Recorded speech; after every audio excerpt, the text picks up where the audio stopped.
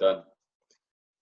All right. Hey guys, how you doing? This is Gavin here from the Growing Younger program, and I got Aadriaan with me today, who's one of our Growing Younger clients, and he's done actually really well. And what I wanted to do was just invite him on to have a chat to share his story, because obviously he's quite inspiring, and obviously people are struggling. I think your story maybe will help other people who were possibly in the same boat as you. All right, so obviously thanks for coming on. It's obviously very brave to jump on a camera. A lot of people don't like to do it, so yeah, appreciate that. Yeah, that's good, thank you. Oh, good. Okay, cool. So just tell us a bit about yourself then. How old you are, your job, family, etc. Yeah, all right. So my name is Aadriaan. I'm 40 years old. Been married for 17 years, so I got a wife, 2 kids. I work in IT, so I work for New Zealand. Yeah, it's hard work. Normally long hours sitting down. Yeah. Basically. So how many hours do you generally work on a day? Well, it's your normal day starts with 8 hours, and it could be anything up to 12 hours a day. Yeah. Oh, very good. Oh, yeah, it's quite long days, and if you're sitting down all day, it's quite hard, isn't it, to get moving again? All right, cool. Exactly. So yeah, exactly right. So what I've done is obviously we've had a bit of a chat before this. So I just wanted to tell us a bit about your kind of backstory and you know where you were as a kid and as you grew up, and some of the things obviously you sort of encountered. And yeah, to give us a bit of an idea of who you are, really. All right. Yeah. So I grew up in South Africa. I was born in the 78 basically. So I developed a kidney tube infection, and in the time of the army, doctors the best thing they could do was just take it out. So I had to live with 1 kidney all my life. The other part of this is for some reason it just meant that I was always a bit chubby, so I always gained weight. But only later on in life, I actually learned that my mother's philosophy to life is sugar makes the world go round. So anything that she does has sugar in it, and a lot of it. So that contributed to, I think, quite a bit of how I was and how big I was. Yeah. So yeah, so growing up, and obviously always try to, the doctor go, oh, you should eat vegetables, you should do this, and yeah, so I was eating my vegetables like everybody said. But not knowing that there's a cup of sugar in everything. Yeah, fair enough.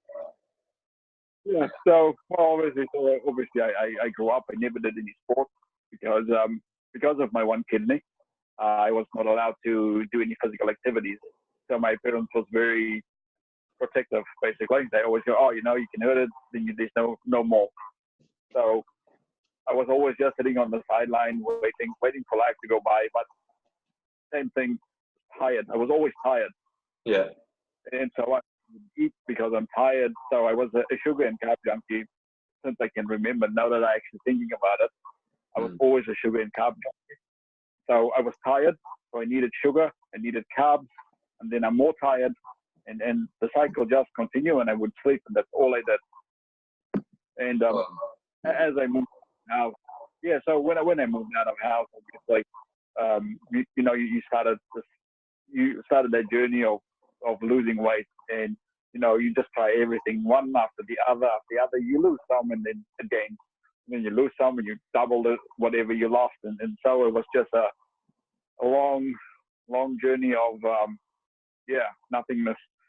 Yeah, no, I know, and like just like you, I was a really overweight kid as well, and I think my dad was really overweight and kind of still struggles these days now. And it wasn't until I was early 30s before I sort of got a handle on it, to be honest with you. So when you say you were an obese child, how big were you as a kid? Man, when I was like 8, I was in my 60 kilos, 70 kilos. I mean, when I was close to about 13, I was weighing 130 kilos. So yeah. I was quite big. Yeah. Yeah. Sorry, go on. Carry on. At my maximum weight, I was about 180 kilos. Wow, that's big, isn't it? 180 kilos. Wow. Yeah. So with when you were that weight as a child, then What was that like growing up? Because I know for me, I used to get teased a lot. I got a bit bullied and stuff like that for my weight. Was that similar for you, or? Yeah, well, the nice part was because I was the bigger kid, they normally just left me alone. But yeah, you always were excluded from everything. Yeah, that was pretty hard. Wow. And so you talk about that benign tumor in your arm. What was that about? So, well, when my son was born, when my older son was born, um, I always had a sore hip, right? So for years and years, I always had a sore hip, and I could never figure out why. And everybody's like, "Oh, you're fat." It's just how it is. So when my son was born, he was quite big, and so Yeah. I always carried him on my left hand side, right? And after a while, I noticed that my one bicep is twice the size of the other one. And so I went to the doctor and go, this can't be normal, right? And he goes, no, nothing to worry about. Don't worry. So about 5 years went past, and the 1 year I actually hurt my shoulder, my right shoulder, and something to do with my neck. And I went through physio and everything. And the last day of my treatment, I said to the guy, just look at my arm and tell me, what do you think? Is my bicep meant to be this big? He goes, no, I think you torn your muscle. I go, well, would I know if I torn it? He goes, yeah, you would. I go, well, I don't feel anything. And so he went, like, well, if I were you, I would go back to my doctor and go tell him specialist. And so that's where my journey started with that. It took him a while to figure out what it was, so I had to do a biopsy. During the biopsy time, they actually, afterwards, the thing started just growing even faster. Wow. So, yeah, so they said to me, they investigated it. They said, give us 3 months to figure out what it is and how to take it out. So during that 3 months, it just spread quite badly, right? So eventually, I went in and they actually took it out. But it started in my elbow, through my arm, through my bicep, through under my armpit, through my shoulder, and it ended up in my shoulder blade. That's massive, isn't it? It was it was a 9-hour surgery, obviously. Yeah. And so for all the year after that, even I wasn't allowed to move my arm. So normally after surgery, they would go, go see a physio. I was not allowed to move my arm for a whole year. Wow. So when did you have that done? How long ago? Well, that's now about 5 years ago. Oh yeah. Okay. Yeah. Wow. Yeah. That's Now incredible, isn't it? That's right. Yeah. So now in this whole process, I'm actually building some of that muscle back that I've actually lost. Yeah. So as you've gone through, obviously, I noticed you said you're quite grumpy all the time, and so what kind of impact does that have on yourself and your family and everything else? Well, what actually always happened was, because I was always tired, I would come home from work. I would just come sit on my bed, and I would fall asleep. Oh yeah. And nobody would bug. I would get up, go to dinner, be grumpy, go to bed, get up in the morning, because I have to get up at 6 in the morning so I can start work at 7. So I get to work, don't want to talk to anybody. You need coffee or something. And then, if nobody wants to talk to you, I don't want to talk to anyone. So I used to just sit down at my desk, start working. And when people walk up to you, just give them this really dirty look and just go away. I don't actually want to talk to you. So people stop talking to you. And it's like I used to wake up. It's like I literally woke up at 10 o'clock in the morning when I'm at work. And then I started feeling like a person. And then after lunchtime, I'm tired and then I want to go sleep. Yeah.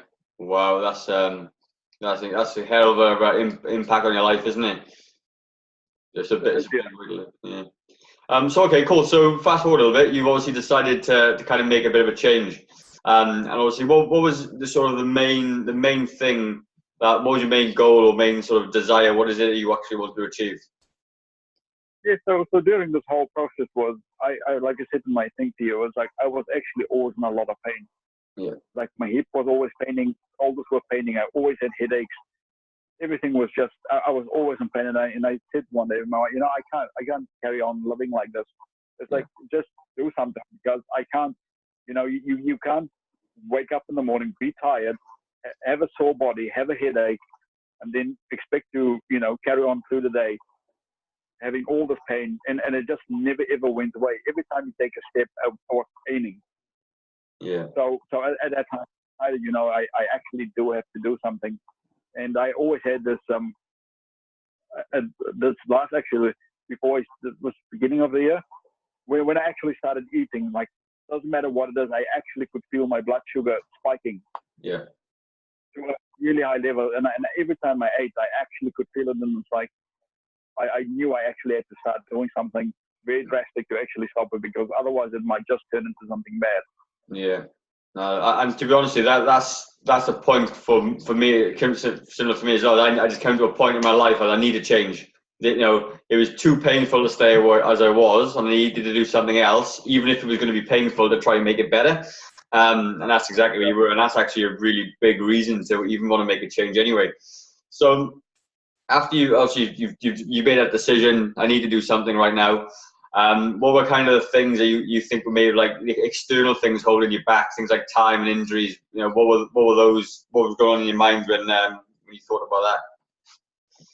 Yeah, so like I said, I think I am my biggest enemy. You can find all the excuses why you can't do something, and some of it is financial. You go, I don't actually, I want to pay for this, but I actually don't have the money right now. Or I'll do it next year. Next year with bonus, I will do it. Next year when I get a break, I'm going to spend money, and I'm going to pay for something. I'm going to sign up to a gym for a year, or I'm going to get a personal trainer. And that's what happens every year. There was always an excuse, and it's like, my body is just sore. I don't have time. I need to go to work. I need to take the kids to sport, or I need to do this. And eventually it just, when I started this, it all just sort of just started falling in place, as I actually making time for this slot now for us. Yeah. Actually go to the gym.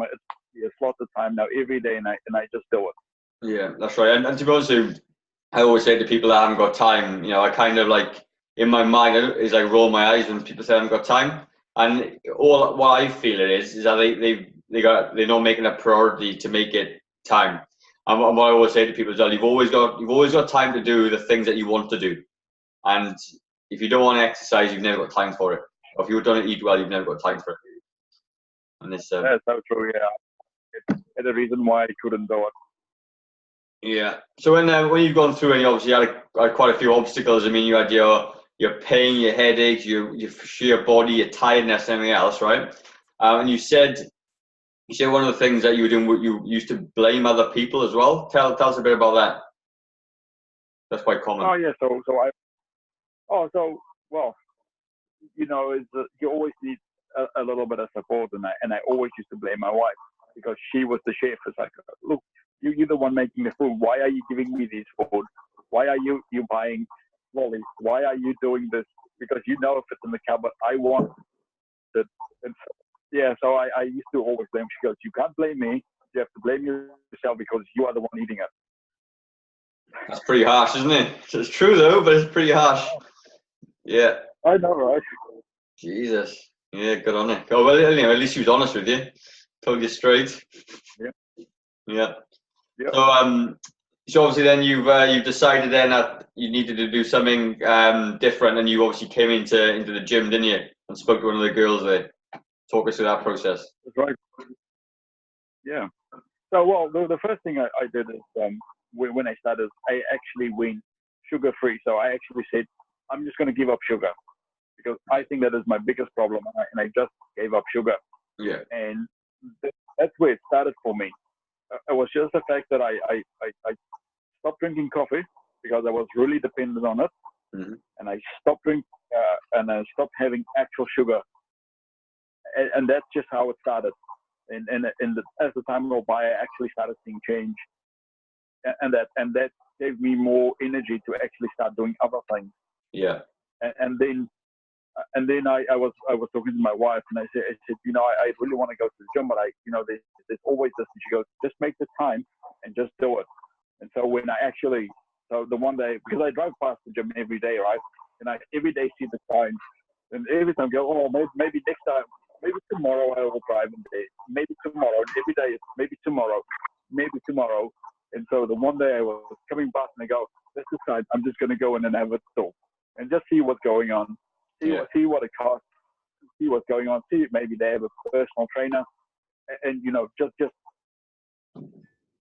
see what they can do.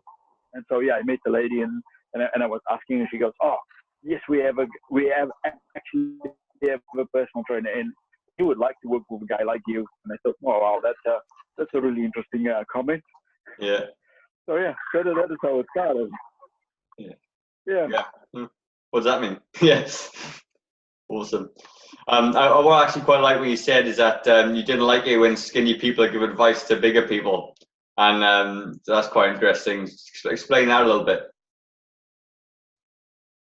Sorry, say that one again. You said you always hated skinny people telling fat people advice on weight loss.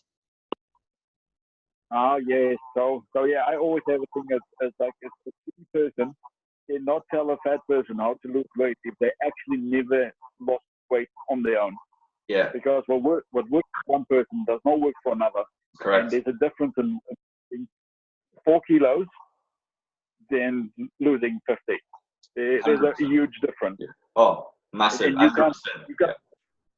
Yeah. So somebody that has, you can't trust them. No, and to be honest with you, what's really interesting, and you know, I'm not bagging anybody or any other fitness trainers or anything, but a lot of the guys who are like, you know, been kind of always had good bodies and stuff, and then they obviously come up with a fat burning program for people. It's just they've never experienced it. They don't actually know what it feels like. You know, the cravings that you get and the constant hunger that you get and all the other stuff, and they can't empathize very well with their clients. So like for me, because I've been through it all, I've got through it, I really, you know, feel for you guys when you come in. So I thought I hadn't heard you talk to me about that before. It's quite interesting to read it though. And I was like, oh yeah, obviously, yeah, you know, the connection was made when you realized. It's quite cool. Yeah. Yeah, it was.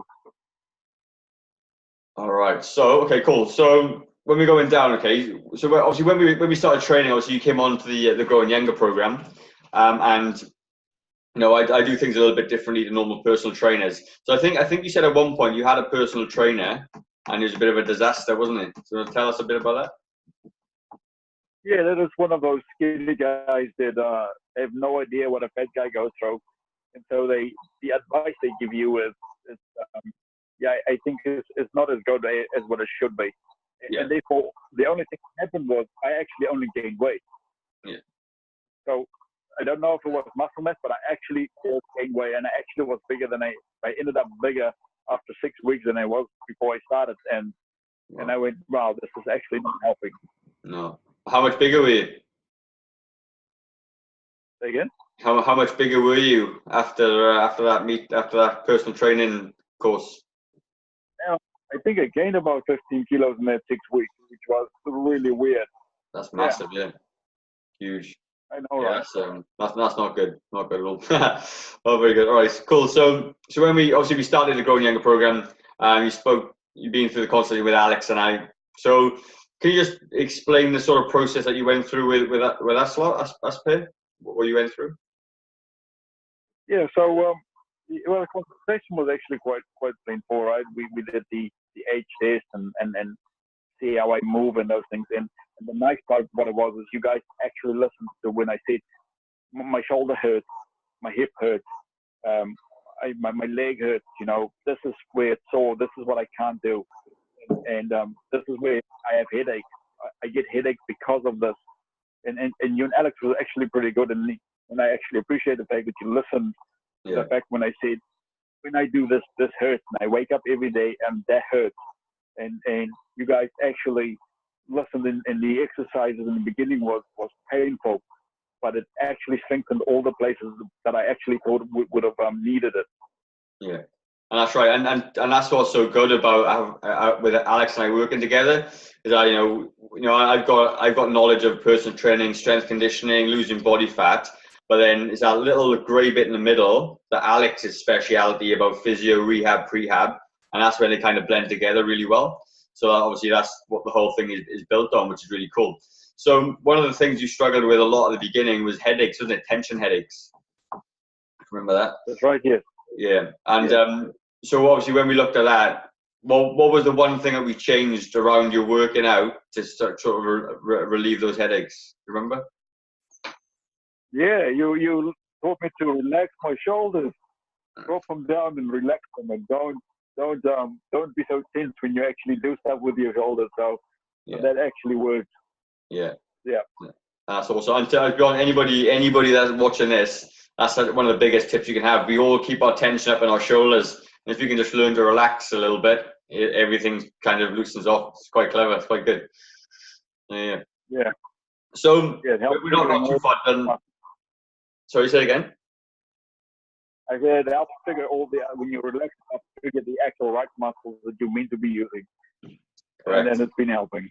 Yeah, exactly. And that's been awesome. It's been really cool, mate, to see your progress. So on that, and what results have you had so far? Because you've been on a program, is it three months? Is it roughly, pretty much? About 3 months. About 3 months, yeah. So what have you kind of achieved in the last 3 months? Well, I've lost 5% body fat. Yeah. Which is the goal for me. Weight has been reasonably stable. I think since the last one I was about a kilo. I've actually lost, but I lost 5 kilos of actual fat. Yeah. And I gained 8 kilos of actual muscle, lean body mass. Yeah. So for me, that is as a win in either direction. So yeah, I'm actually quite happy. And I see it in my clothes. I don't see it on the scale, and I stopped worrying about it, but I can actually see it in my clothes now.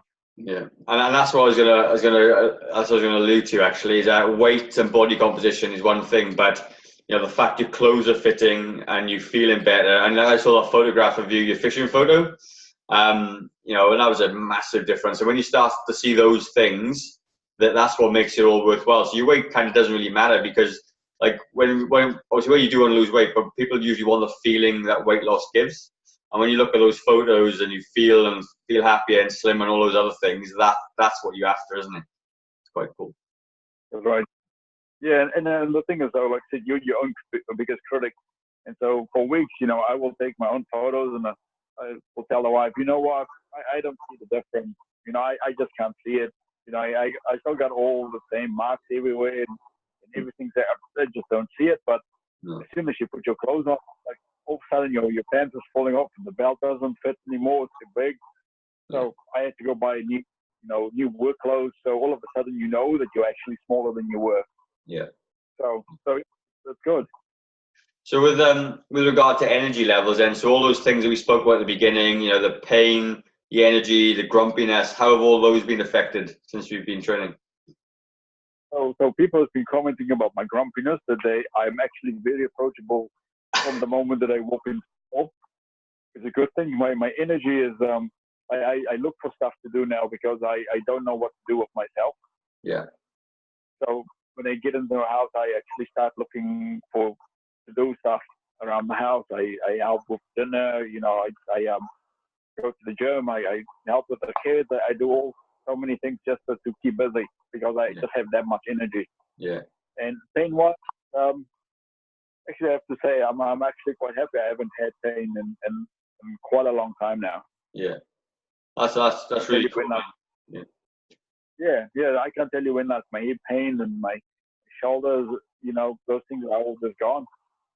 Yeah, and that's brilliant. I mean, like in basically 3 short months, your life has been completely turned around, isn't it? And that's it. It definitely has. That's so cool. So before we finish off, man, I just want to ask you a quick question. I didn't prep you on this one. I just wanted you to think about it quickly.